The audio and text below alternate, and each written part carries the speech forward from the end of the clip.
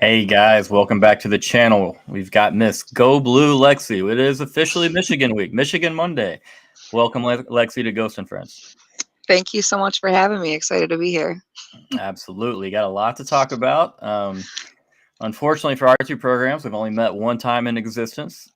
But luckily it was a fantastic game. Fantastic game. I'm not trying to throw shade there. Before I say anything else, I have to say this is about to be the best uniform color combination or uniform combo, and I think of all sports, any football, basketball, any league, the all white Texas uniforms, the maize and blue Michigan homes, it's elite. That's peak, and that is crazy. We're not even talking about football. I'm already like I can feel blood just I'm ready. I feel you. It's just two of the greatest, just programs of football of history, like matching up, especially like the fan bases, the support, the alumni. It's just crazy. It's going to be a great game. Absolutely. It's going to be a great atmosphere. I'm sure you guys will treat us very, very well. And yeah, even Ohio State fans don't get it too hard up here, so you guys will be fine. It'll be a good time. Oh yeah, I feel like there's going to be a mutual respect between the two programs, for fans, sure, and everything else. So let's talk a little about week one, Lexi. Tell me, what were your thoughts about your opening win? And I know that there are some people that are trying to have a little bit of concern or share a little of their concerns. Feel free to quiet those people if you would like. I mean, you do have a big week two opponent that you don't want to tip too much of your hand to. But what were your overall thoughts? And maybe tell me what you liked and what maybe if you did have some concerns, share them with us. Yeah, I mean, this was obviously going to be uncertain rolling in. We lose our head coach. We lose 11 players to the NFL, 5 on our offensive line alone. So it was always going to be nerve-wracking. And I'll say, like, even though with what happened, our QB situation, I'm still a little uncertain on that. I mean, I think both, and we've been in this situation before when it was with Cade and JJ, but like I think both quarterbacks can contribute. But I think that I'm not really worried about it. Whoever comes out on top, I will support. I know that's not always like especially on Michigan Twitter. Everyone likes to, choose sides and, and get mad and get upset, whatever. But it's still so early. I mean, last year, the reigning champs like only beat, who did they play? Bowling Green, and it was like the same score as like this one. So I don't try to get too caught up in those first, even a couple of games, but everything's going to probably come out on the table in game 2 because we've got to bring it fully. But I will say, like, our offensive line is still a little shaky. But I trust Sharon. I mean, he had back-to-back Joe Moore awards under Harbaugh. So I know he's got that part on lock. I will say the defense still looked really good, looked stout. Will Johnson is, one of the greatest players. He got a little locked up a couple times, but, like I said, it's early. You got to get warmed up. And then, he had that pick 6 to really kind of seal the game and, went kind of crazy there. But I just take it with a grain of salt. Like, you know what I mean? I'm not going to be your typical Michigan fan that'll be like, we're going to lose 4 games. We're not making the playoffs. Everyone's on the hot seat. Like, no, that's not me. I'm realistic. But I do think that there are some things that need to be fixed. But Sharon kind of has been under that Harbaugh tree for 8 years.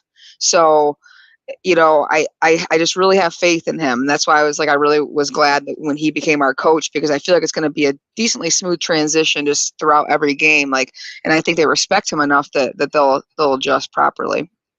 I agree. I mean, you have to think that, they hired the guy for a reason. Obviously a lot of the players and the program, everything felt comfortable under him having, a larger role than most associate head coaches last year. And obviously did very well. He beat Penn State, Ohio State before Harbaugh came back? Penn State, Maryland, and Ohio State without Harbaugh. So I mean, like, he's got a good resume so far. Obviously, yeah. I mean, my biggest, issue with the guys is that he's an Oklahoma Sooner, but you can give credit where it was a long time ago.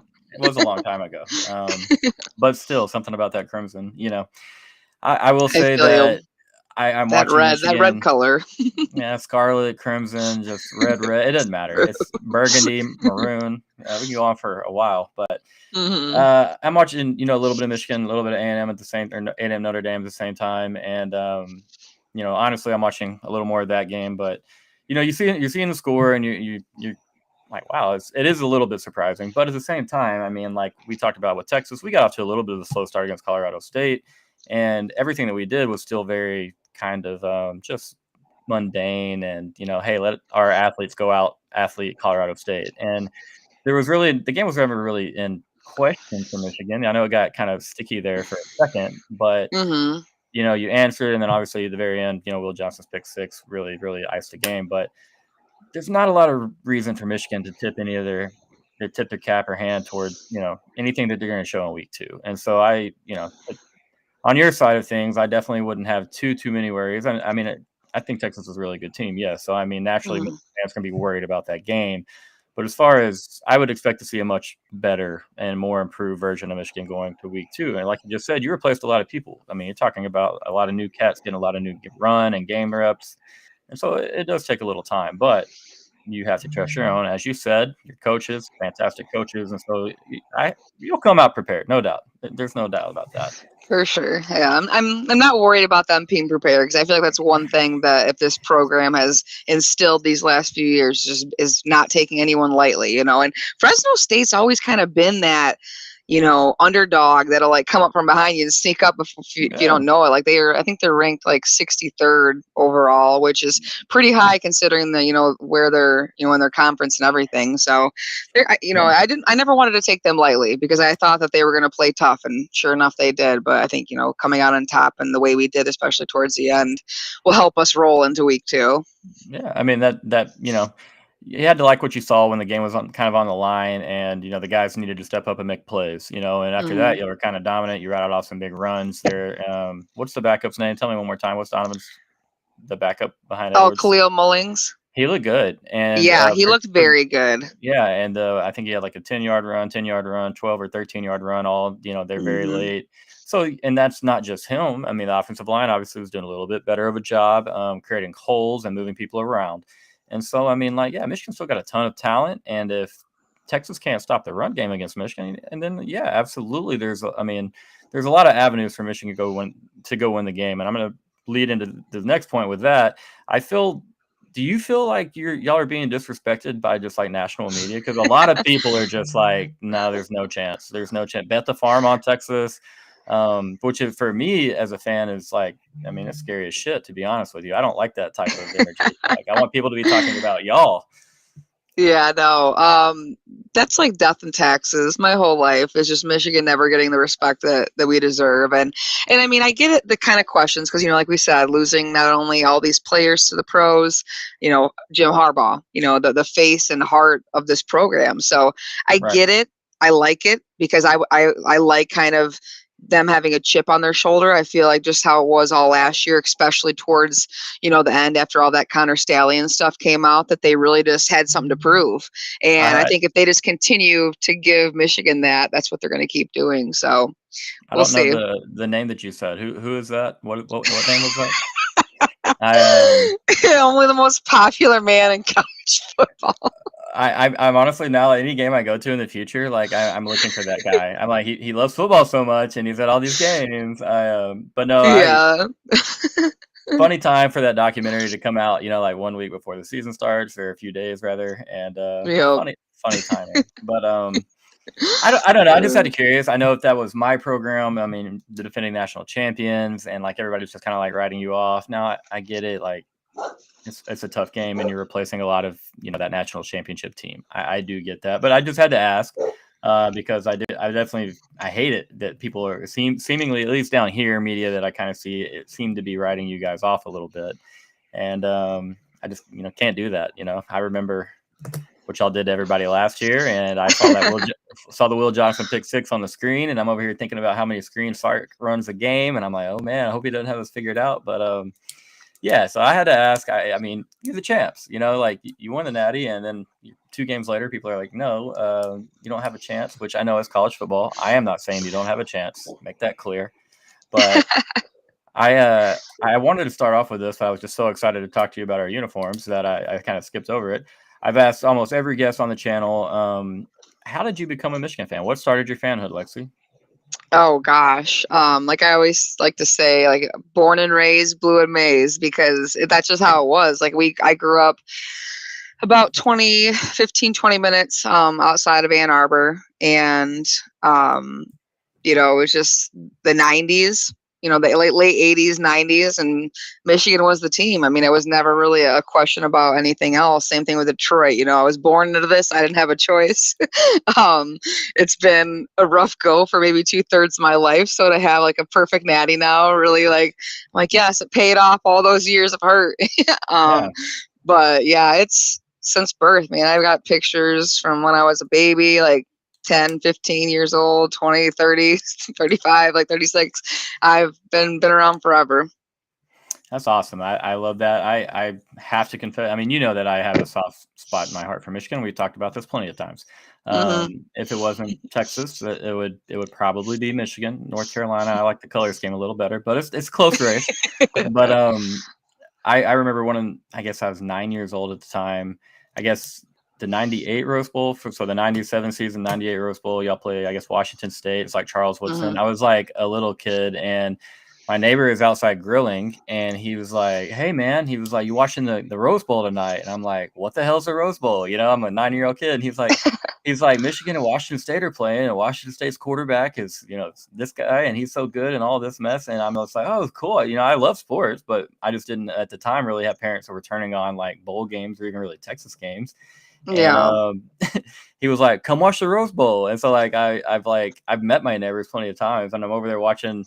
He's like whipping ribeyes, and I'm hanging out where I'm watching Ryan Leaf, Charles Woodson, and when he won the Heisman, I was like, okay, this is a cool deal. You could just tell, the Rose Bowl is a cool scene in general, but I'm sure it was packed with Michigan fans that day. But I just remember leaving that situation being like, I mess with Michigan a little bit, big respect. Oh So yeah. I mean, and that's just like all I knew as like a kid was like Michigan wins, and then we won it yeah. all, and then obviously Nebraska pulled their little hey look at me, but I still say that we won it. We would have beat anybody. I mean, with Brian Greasy and Charles Woodson, there was no stopping that, especially that defense too. Like, I'll say through and through that no matter who we would have played, we'd still be undefeated and win that. So, but yeah, it's that's that kind of football that like I just had been waiting for so long, like going through like our Rich Rod and Brady Hoke eras. I was just like, we lost our identity, and so Yeah. to finally and I know it took Harbaugh a little bit, and I always kind of said it was going to probably be a decent chunk just because the recruiting was just not good for so long. So to build that all back up, and you obviously had the powerhouse of Ohio State that was always in our way, and Jim overcame that hump, and it was just kind of been smooth sailing. So it feels good because like you're finally getting back to that what you felt as a kid, and I missed that. I missed the not worrying. I'm like, damn, I almost miss it. What's it like to lose? It's been so long, Yeah. but that's why I'm hoping for next week to keep it going. But yeah, it's gonna be a good season. That makes me smile because I am like, we're almost there. We're one step behind you guys, and obviously y'all made Yeah. a couple of playoff runs in a row, and then Hmm. made that last step, got over the big hump. You crushed Michigan in the Natty. Wish we could have came and hung out with you guys for that one, but it still hurts a little bit. And I'm not saying we would have won that game. I think it would have been an incredibly difficult matchup for Texas, being very honest with you. Yeah. But going back to the Rich Rod and oh man, y'all went back to back hires. It just really, I mean, now in hindsight's 2020, but that's so far out of like the Michigan realm, the Michigan, I like the know. Lloyd Carr to the Jim Harbaugh, and having those two guys in between. It's just One. really, it's crazy to think about.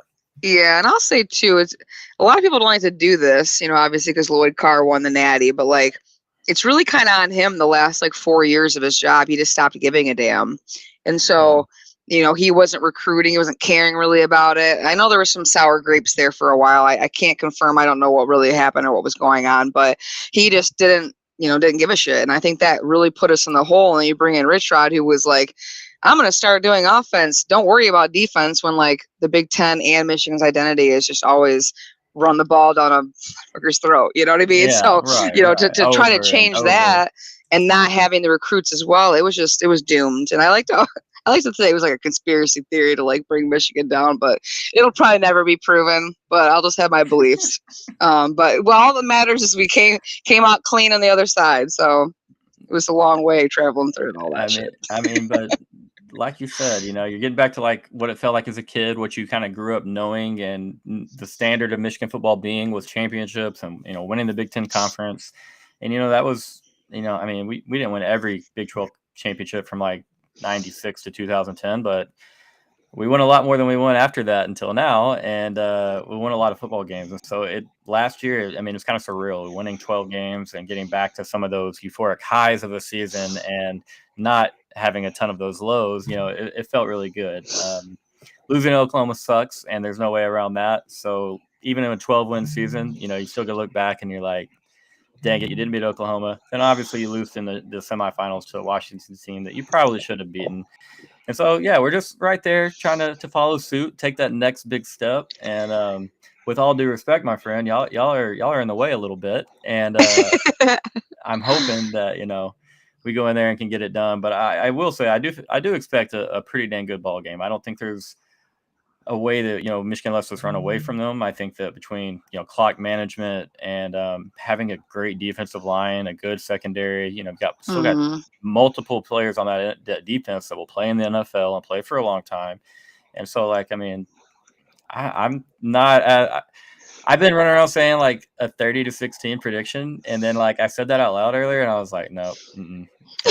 I know everyone's like, "Oh, Texas is going to blow out." It's like, listen, this is going to be an elite offense versus really an elite defense, and I think that's what I said. It's going to be peak, what you always wish you can see in college football. So that's why I'm really excited because I think that we both kind of got some questionable things, but I really think it's going to be a more even matchup than people think. And everyone being overconfident on either side, I think is personally a little crazy because game day is going to be absolutely insane on Saturday. I'm excited for it. You got game day in town. You got big noon kickoff. It's the works. It's going to be a really big scene. 110,000 ish. Is that correct? Yeah, it goes over 110 because we have a concourse too that people just all stand in and stuff, standing room. So it's intense. Absolutely. Would love to see it. Hope to.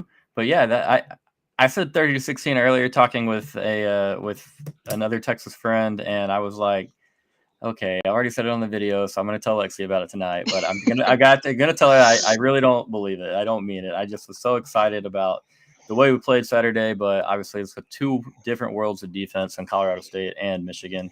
But yeah, if you had to right now, give me 2 or 3 things that Michigan will do really, really well if they win the game. I think that, especially because we do rely on our run game, that we'll be good at controlling the clock.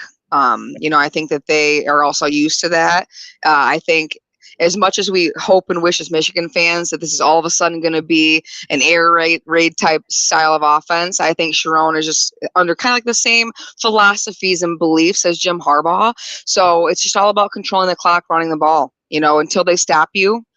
Sharon ran the ball 42 times straight against Penn State. So it's as long as it works. So I think that's something they'll be good at. Also, I think, with our secondary and Will Johnson, I think it's going to be locked up. I don't see any deep passes. Unless someone gets tripped up or something, but I think they're going to be good in containing you guys and either forcing you to run or just kind of, do check down passes and stuff. I also think that just with the hype that this game it has and being at home is just constantly having that energy and feeding off the crowd. So I think with those 3 things, that's really what's going to make that's really what's going to I see Eddie going to make the game good. No, absolutely. Crowd's going to play into it all. It's hilarious that Eddie can hop in here and just absolutely throw off our trains of thought, but here we are. On the contrary, I'll definitely, I'll say that if y'all obviously, if y'all run the ball well, that's going to be an issue for Texas. We're not used to having teams that are wanting to be that patient and go 14, 15, 16 plays over 7.5, 8.5 minutes. And I've seen y'all do that plenty of times in the last few years. And then also your point made on defense was really, really, really, really strong. Y'all, are really, really good once you get into the red zone, elite once you get into the red zone. And I think Texas will have a fairly, I won't say easy time. I expect us to move the ball a lot, between the 30s, between the 20s, et cetera. But we have to score touchdowns. And so I think for Michigan, if they're going to win the football game, they're going to have to, in the red zone, which we had issues last year, you limit us to field goals. And then I think, a couple turnovers wouldn't hurt, if you guys can pull that off. And I'm telling you, after I saw that Will Johnson screen, and I know how many screens Sark will probably throw out there at times, I'm like, oh, man, because one that's a massive play. That was a 14-point swing at the end of that football game for you guys. And we can't afford that on Saturday. So if you could pass that up the ladder, Mr. Will Johnson, just bat it down. We just don't need a pick six. We don't have to have all that extra stuff. So no promises. But I'll say if Texas is going to win on our side, it's stopping the Michigan run game, in my opinion, forcing your two quarterbacks to try to beat us with their arms. I know that Alex can still beat us with his legs, even if we get you guys in passing downs. But that's where I'll be curious to see winning on first and second down, putting Michigan in third and long. Would love to force turnovers, but I think for us, our secondary is going to be huge in coming down and stopping the run game. But that opens up the ability for you guys to hit us with play action and everything. So I prefer that the front seven can handle it on their own. But I know you have a new line, but let's not pretend like y'all haven't been recruiting O-line studs up there for quite a while. And they do have basically O-line you these days. So. Yeah, and they've got a game under their belt. And so I think you're going to be okay. I think it's going to be a great game. Now, if you're ready, and you don't have to be, but you have a prediction for the game? So I've been back and forth. And like I said, I think that even with our defense, it's going to be it'll be a few touchdowns. It'll be quite a few. So I'm going to go with Michigan winning 34-31. And it might come down to those last few seconds where we get the ball down the field, and our kicker, that's another thing. We got always got kickers that are good, Jake Moody, Jake Bates. We have this guy, or not Jake Bates, but James Turner. And then, who now they taught these guys 31-3. Get out of here. Get out of here. Oh man, you wish. Yeah. But so we'll see. But that's my prediction. I don't even really know, because I just have to see how we attack, offensively, and how you guys attack defensively, because I feel like I'm confident on how our other pieces are, on the other side of the ball for each of us. So we'll see. But the first half will be telling. I will say that if y'all do put up 34 on us, there are going to be some pissed off Texas fans just because of what they saw in week one. And they're like, they couldn't even do that on Fresno State, but they go score 34 on us and beat us. I would make a lot of people. And here's the kicker too, is that so Donovan Edwards was kind of non-existent, okay? Right. And he does this though, and he did this last season where there'll be a game or two where he just doesn't do anything, and then pow, 3 touchdowns, 190 yards. And so I'm just hoping that we can get that Donovan Edwards in the game, because that's going to be, between, and if Khalil just keeps what he was doing from last week, that's going to be tough to stop. So we'll see how it goes though.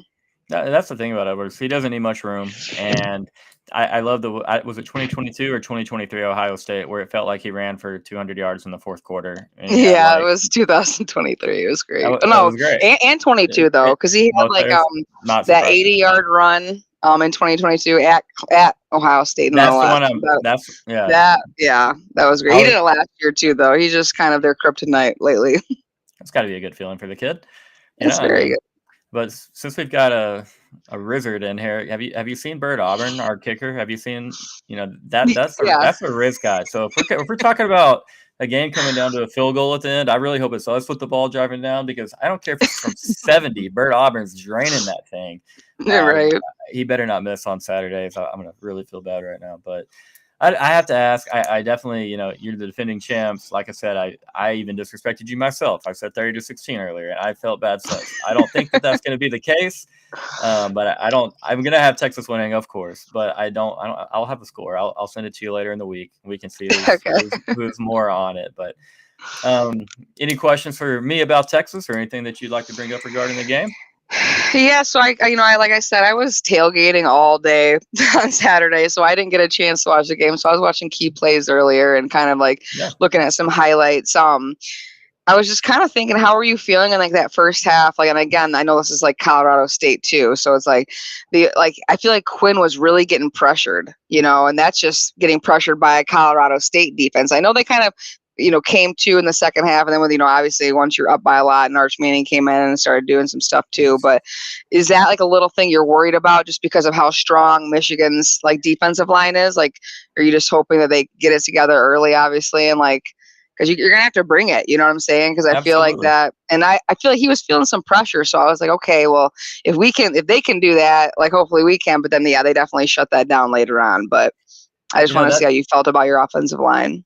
That's a great question. I mean, I think it's a combination of things. I think a lot of Texas fans we remember, but last year before we played Alabama, we played Rice at home. 31-point favorites. I think we were up like 17-10 or something going to the fourth. Quinn had happy feet. It didn't look great. Offensive line allowed a couple of pressures they shouldn't have allowed. Now they go to Tuscaloosa and everybody looks a lot better.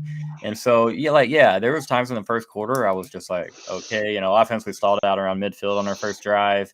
Then we go score, and then Quinn throws a silly pick, and it was like, okay, like, Quinn, this is like, you've been around long enough. We should have had all this worked out. But it just, I trust Kyle Flood and trust offensive line. I do. And I definitely, I mean, it's not like our opposing teams, coaching staffs don't know this. Like, both of our teams have played coy for the most part. We're holding back a ton from Oh, what we'll try to do absolutely. with you and vice versa.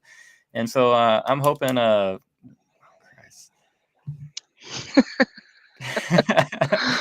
Lexi, Florida State definitely reeks.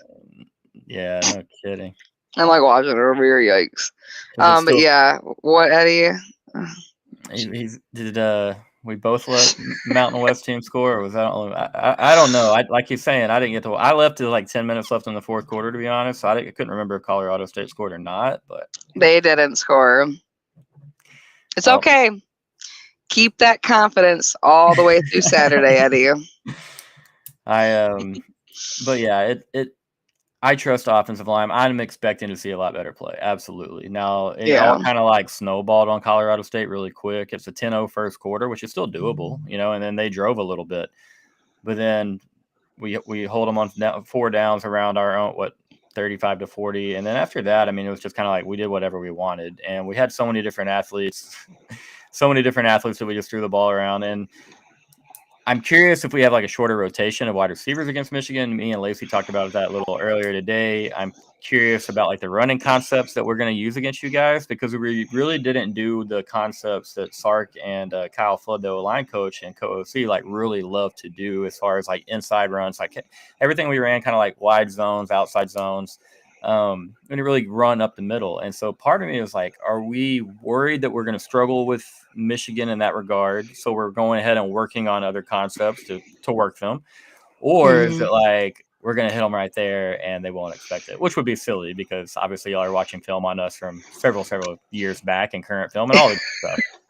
Right, for sure. I've definitely been racking my head about it, because I know that obviously, I coached for a while. We're all holding things back for particular opponents at times. And hey, if we don't have to bring this out to beat Fresno State or Colorado State, like why in the hell would we bring it out? If we can save it for you guys and it benefits you in any way. But I definitely came away with mostly positives from the game. If you care to hear my concerns, we did give up 100 rushing yards, 104 to one particular player, but I mean, it's a decent back, and also it took him 25 carries to get there. So I mean, a little over 4.4 carry, I think is what it was. But it's like, okay, Michigan can do a lot more than that on one run, almost, with Donovan Edwards, and like I said, your backup looked great too. And so it's like, if we can't stop the run game, which was only like the first quarter that we it didn't really struggle. It's just like we gave up like a 70-yard run and a 10-yard run. And like last year with Sweat and Murphy, we gave up like nothing.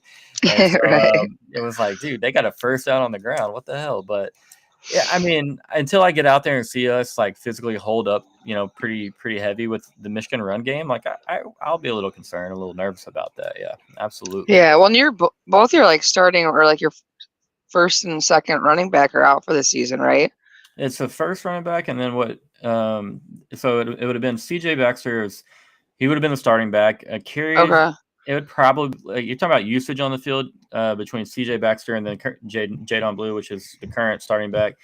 Probably 55-45, 60-40 at work. So like they're both really good players. But after that, we would have had our third string back, Trey Weisner, has now moved up to the second string.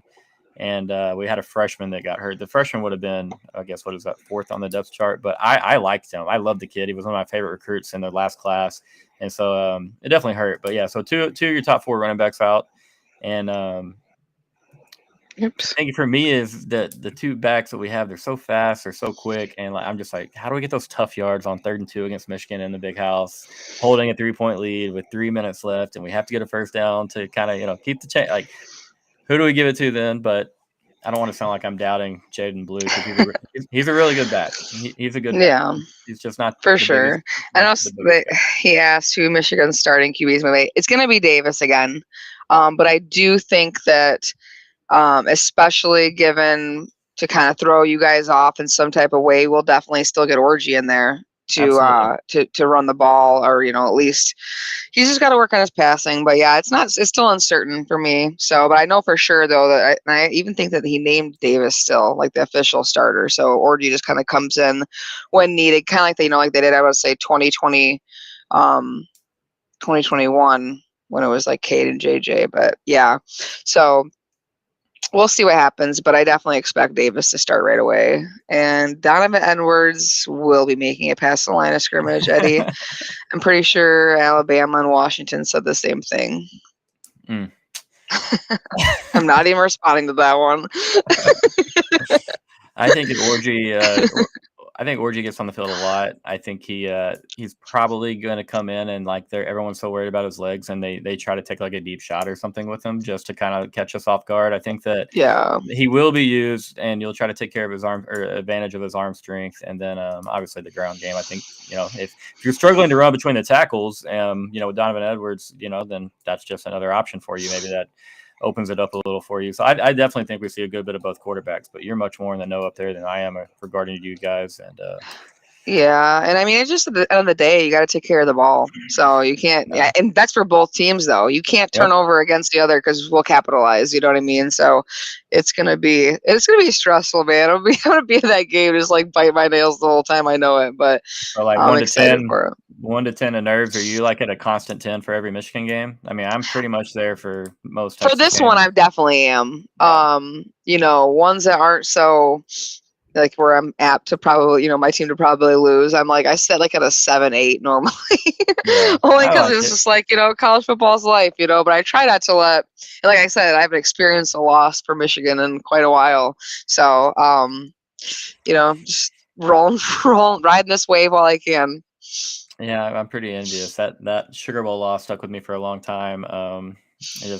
Head hung just a little bit lower there for a few months, and it takes a lot of time to get over it. You're just, I could hold on to the football, Well, I know you said like, you were kind of comparing like you guys this year to us last year, and I really do. I thought that even like after you guys lost that game against Washington, I was just like, well, he's going to bring everyone back. It's going to be the same situation. You got a hungry coach, you got an experienced quarterback, you even got a backup that you can trust if you need, and you got the air game, the run game.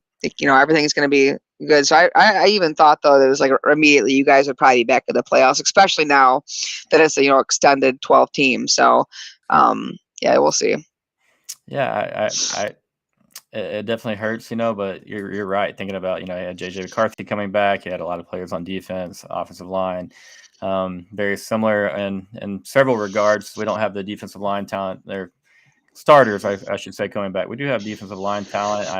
They got to step up and bring it this week at the Big House if Texas is going to win by that 30-16 score prediction. That is probably a little silly that I made earlier, but I'll say this: if it comes down to turnovers, knowing that we're going to put the ball in the air a lot more, and that you do have some pretty dang good talent back there in the secondary. I mean, we threw a pick against Colorado State. Quinn, I don't believe he threw one last year in Tuscaloosa. So we got it out of the way early. So y'all gonna have to, y'all are gonna have to strip the ball from us like Washington did a couple of times. We're not throwing any picks this time, okay? Yeah. Speaking that into existence right now, getting it out of the way. Yeah. Let me Hey, ask you Eddie, this. maybe Arch will come in after halftime because Quinn throws too many picks in the first half. That's my prediction. God, that would be a rough Just day. Hey, we've seen it before. We had a quarterback bitch in the first half of a Big 12 championship game one time. The only thing is he had 5 turnovers and not 4. I mean, you can turn the ball over 5 times in half. Doesn't matter who you are, you're getting benched, right? yeah, for sure. No, you guys got some good talent, both quarterbacks you have, so. Arch was fun to watch. The crowd definitely woke up big time, and Mhm. then we talked a little earlier. He's a much better athlete than Uncle Eli or Uncle Peyton. The kid's got Yeah, great. He's got some wheels, and so for sure. when he takes off scrambling, I'm just like, a Manning is running. What the hell is happening? I But know. Well, even like that pitch he had, for that touchdown was sharp. So I think he's yeah, like, hell, he plays like that, he gonna end up beating out Quinn through the season. You never know. I think I tweeted Arch Madness playing on Future I Song, of love it. course, and some Aggie was like, one of my favorite Aggies, not some Aggie, sidelines Texas A&M was like, quarterback controversy in Austin, and he's just poking the bear, having fun. He knows it for me, it's Quinn's team, but then there's like 20 comments underneath where they're like, "Shut up, dumbass! Like we've got 2 quarterbacks. Like your quarterback sucks." And it's like, oh Christ, man, you can't have fun on this app at all. It's tough. It's tough out here. Yeah, But for real. answer this question for me if you don't mind. If Michigan wins the game, who's your game ball going to? So I'm kind of player of the game. What position group plays well? Could go to the crowd, the van, Yeah, the you van, know what the though? I'm band. telling you, I think it's just gonna be it's gonna be Will Johnson. I think he's gonna be getting a lot of those like game balls and turnover buffs like all season because he's just so hungry for it. Like I said too, like and the mentality he has, and now with his maturity level of playing, these 2 seasons. So, I think it's gonna be him. It'll be him being the star for sure. Well, if it's him, that means he probably causes a turnover too. So I gotta Wreaks say havoc. I can't wait. that's not the blueprint we talked about, Lexi. We can't have all those turnovers over there. We can't For do that. sure. Now stepping outside of Texas, Michigan a little bit, I have to ask this because I care very deeply. How's the golf game? Oh, it's good. I did 9 yesterday. I did 9 today, so that was kind of fun. Just because we had plans, we couldn't do like a full 18. But there's so many golf courses up here. I'm trying to get onto U of M's. It was like so booked. I might be able to do like a late fall, but I'm gonna definitely try to book something for like early next spring for U of M. But it's like $250. Is So that it's like Arcadia I'm like Bluffs? no drink. No, that's at U of M's golf course. Okay. So, and it's like a really hard course, so what I've heard. So it's like that day I'm like, no goofing around, bring serious people because I'm not Yeah, trying to play $250, not play well for golf. right. But yeah, there's a bunch of places. Arcadia Bluffs is on my bucket list for like next summer. We want to Okay. go up to it. It's so beautiful. But there's even just in this vicinity of Ann Arbor and Ypsilanti, which is like the next city over, there's a lot of like really well maintained and nice golf courses that are actually pretty cheap too, to be honest. So, When does it get to be about like the tail end of when you can golf up there in the fall? um, I would probably say like mid to end October. Okay. Some years I know we've experienced snow on Halloween, but I haven't seen that in a few years. So I think that most places, as long as like the weather is still decent, will be open through October. At least I'm hoping. I would love to do like a Yeah. spooky golf session. There you go. Well, enjoy your last 6 weeks to 2 months of golf up there. I just had to ask because you post about it I all the know. time. You I guys are out know. there. It I might. Well, seems we're gonna do an indoor golf league this winter too, so well, I'll be that's keeping on the awesome. game. Yeah, you got to. I was wondering how you guys did you guys put the clubs up for 4, 5, 6 months and then just I mean, I'm assuming most people do this. Is like my first like true year, like going all year playing. So it's been like a long time since I had been back on the course, and then my boyfriend kind of got me back into it like this April, and we just been golfing out of our minds. But yeah, But when you say golfing out of your minds, I mean I hope that means y'all are getting out there and shooting like 6 and 7 under. I'm pretty sure that's what you meant. So we'll I go with will say that. there was like a chip or like a wedge shot today I had from like 25 yards out, and it literally rang around the hole, and I was like, damn it. It didn't go It's like in. that. No, but it The should have. It hit the pole though. I know it's like the golf COVID gods rules. are I don't really count that. that Hey, I like that. That's keeping it real. The golf course can Yeah. be cruel sometimes. You're like, if it can hit the stick, I mean, go down. You know what I mean? Like, Well, and these just go greens in. are like these greens were always my nightmare. It's the second time I played this course that was in my hometown in Pinckney, and it's like if you shoot over, it's gonna roll like 20 feet. If you shoot under, it's gonna roll back like 20. It's like Okay. it's nightmare status. So, but I played pretty decent. I had some good drives, so I was happy for that. Have you ever played down here anywhere? No, but I want to. Like we were talking about, like when we just even go places, like do we want to bring our clubs or let's just go rent some and like play? I know I try to get out on a really nice course. I can't remember what it's called in San Diego when I was out there, but it was like booked solid. So I was like, damn, but they do it. Most places do have options to like rent clubs if you want to. So Yeah, absolutely. I only ask because like it's so hard to like chip down here because like our soil composite is very very rocky, and so oh yeah, I I see didn't think you about post picture. that. I see you post pictures and like everything looks so like lush and thick, and like our fairways are like tight. And they say if you can chip in Texas, like you can chip anywhere, but like I would Yeah, rather I will like not. say that. Have you guys ever heard of like or I don't know if we just say it up here, but like the Texas wedge? Oh, absolutely, yeah, because Yeah, it's so so it's I Texas wedge all the time. there you go. I mean that's why we or some people do it all the time is because like everything is so tight, and like if you miss hit a chip and kind of like it duff the club a little bit, like you're gonna get shocked up your wrist a little bit because I mean it's the ground's not very Yeah. forgiving, and so Oh yeah. how we've gone to Carolina and Scottsdale and Florida, and like you can chip and you can almost like leave a divot, and you do that here, you're almost like you're gonna chip your club up a little bit, dent it up. Yeah, But I hurt my wrist real bad one time, like doing an iron down into the ground. I was like, okay, can't be doing that again. I was really worried in Arizona about doing the same thing because like we're hitting some shots are in the desert, and we're like all playing games and stuff, and so it's like you can't just like foot wedge this back onto the grass.